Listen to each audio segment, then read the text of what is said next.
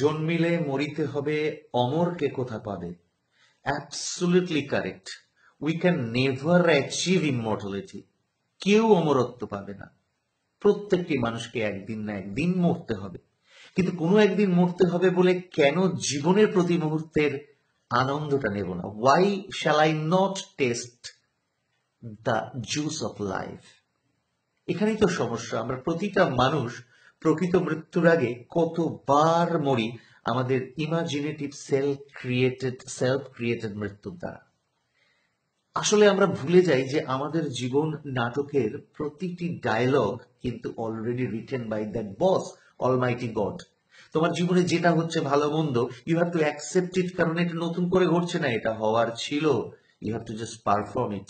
You can not change the dialogue, the script, the action. What the best thing you can do, সব থেকে সেরা যেটা আমরা করতে পারি সেটা হচ্ছে জীবনের রঙ্গমঞ্চে ওই জীবন নাটকের প্রতিটা স্ক্রিপ্ট অনুযায়ী আমরা successfully, positively, confidently role play করে যাব যতদিন না জীবনের পর্দা অর্থাৎ মৃত্যুটা না আসছে। যদি তোমার কপালে লেখা থাকে বা আমাদের কপালে লেখা থাকে যে আজ থেকে 30 বছরের পরেই মৃত্যু আসবে, তো হাজার নদীতে ঝাঁপ দিলাম কি হাজার ট্রেনের সামনে পড়লাম কি ছাদের থেকে পড়ে গেলাম, death will not touch you. রাখে হরি মারে কে।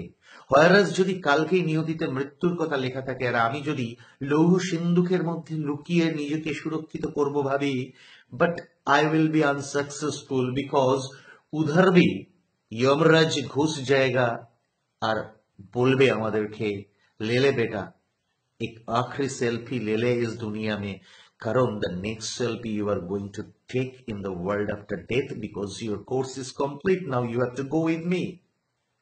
এই প্রসঙ্গে আমি একটা গল্প বলি। এক লোককে তাড়া করেছে একটা ওয়াইল্ড অ্যানিমাল। তার হাত থেকে বাঁচার জন্য লোকটি একটি ড্রাই কুয়োর মধ্যে, শুকনো কুয়োর মধ্যে লাফ দিতেই দেখলো নিচে একটা venomous poisonous snake was waiting, যেন সেই স্নেকটা বলছে, আ গলে লাগ যা। কিন্তু তার গলায় তো লাগা যাবে না। ঝপ করে সে ধরে নিল কুয়োর ভিতরে গজিয়ে ওঠা একটা বট গাছের শক্ত ডাল। ডালটা ধরে ঝুলছে ওপর থেকে। হাতিটা চেষ্টা করছে সুর বাড়িয়ে তাকে টাচ করার, আর নিচে রেজিং দ্য হুড সাপ ওয়েট করছে কখন মানুষটা পড়বে। At that very moment he saw unfortunately দুটো ইঁদুর, একটা সাদা একটা কালো, ওই ডালটা, যে ডালটা সে ধরে রয়েছে সেই ডালটা আস্তে আস্তে কুড়ে কুড়ে খাচ্ছে। ঠিক সেই মোমেন্টে এমনই একটা ক্রিটিক্যাল সিচুয়েশনসে, এমনই একটা হেল্পলেস সিচুয়েশনে সে দেখলো একটা পাতা থেকে এক ড্রপ মধু তার মুখে এসে পড়লো, and he tasted the nectar, tasted that honey. Because everything there was beyond control, and in that condition he just could do one thing, he could taste that nectar, that honey, কারণ সেখানে একটা মৌমাছির চাক ছিল যেখান থেকে মধুটা পড়ছে। এই মৌমাছির চাক থেকে নির্গতটা মধুটাই হচ্ছে আমাদের জীবনের পরম আনন্দ। আর ওই এলিফ্যান্ট হচ্ছে আমাদের জীবনের এভরিডে ট্রাভেলস, এভরিডে প্রবলেমস, যার হাত থেকে বাঁচার জন্য হয়তো we are taking shelter in the cosy corner of the home, কিন্তু সেখানে তো ওয়েট করছে মৃত্যু, যেটা সিম্বলাইজড হয়েছে ওই স্নেকের দ্বারা। আর ওই সাদা আর কালো ইঁদুর আর কিছু না, ওটা দিন আর রাত, যেটা আস্তে আস্তে আস্তে আস্তে আমার জীবনটাকে স্লোলি বাট স্টেডিলি ফুরিয়ে দিচ্ছে। এই জায়গায় দাঁড়িয়ে যেটা আমি করতে পারি, আমি ওই পরমানন্দ, জীবনের আনন্দকে আমি পুরো দস্তুর এনজয় করব। কারণ মৃত্যু তো শুধু আমার জীবনে আসবে না, সবার জীবনে আসবে। But before the death comes, why not enjoy the taste of life, the nectar of life.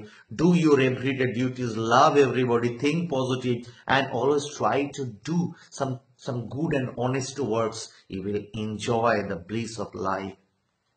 আর একটা জিনিস মনে রাখতে হবে, যতদিন তুমি বেঁচে আছো তোমার জীবনে মৃত্যু নেই।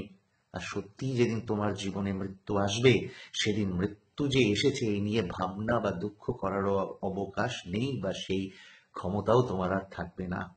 সো মরার আগে আর মরবো না।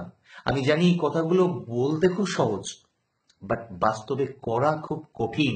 বাট জগতের যত কঠিন কাজ তো এই হিউম্যান বিইংসরাই করেছে।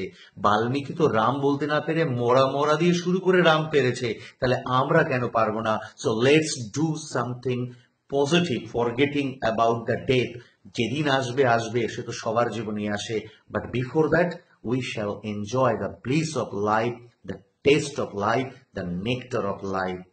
All the best.